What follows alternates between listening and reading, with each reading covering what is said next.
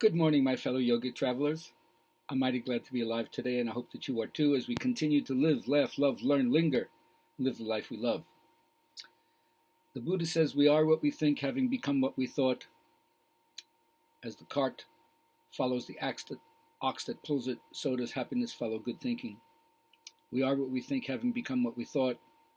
As a shadow faithfully tails a person, so unhappiness follows poor thinking or negative thinking.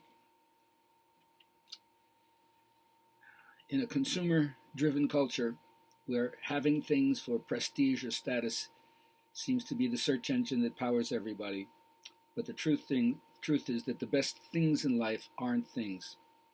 They're usually relationships.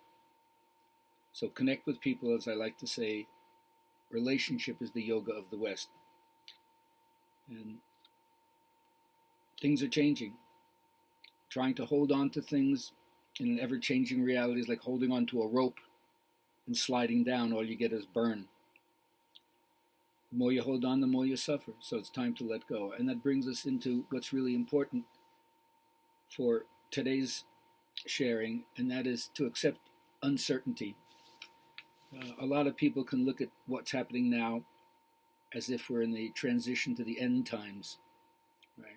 The apocalyptic archetypal vision.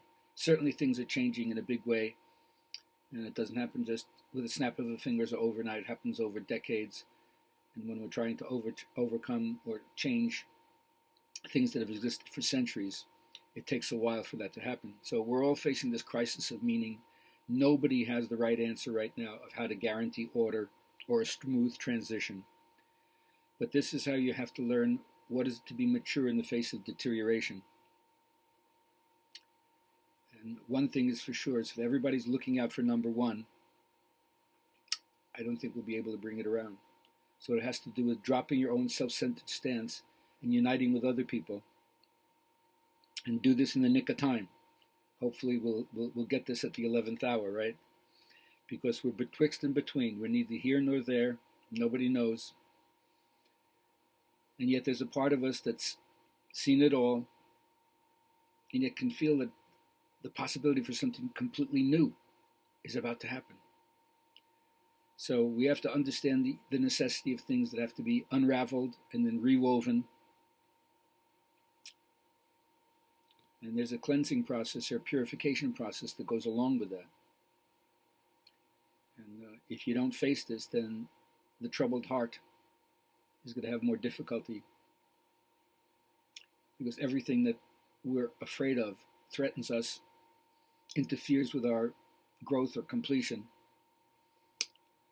But we're not going to get it right if we don't accept the uncertainty that exists and use that as a base from which to grow.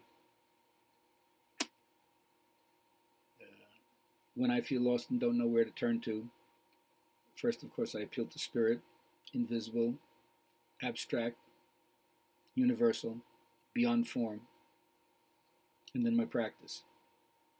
Between those two, I find some ballast to continue the uncertainty and the willingness to say, I don't know. I don't know. But the ending of one world and the beginning of another can only happen if you grieve and mourn the loss and accept the burden of disorientation that happens as a result of that. I can't be like a guru and claim infallibility,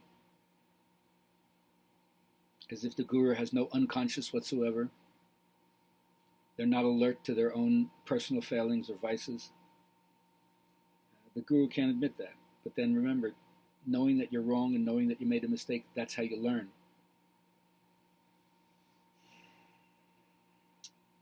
So it's dangerous to go into this with your critical faculty unarmed.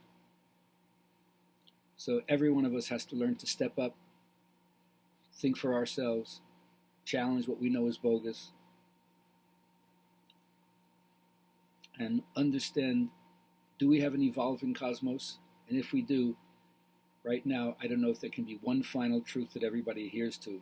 It's changing on an ongoing basis, and our job is to change along with it.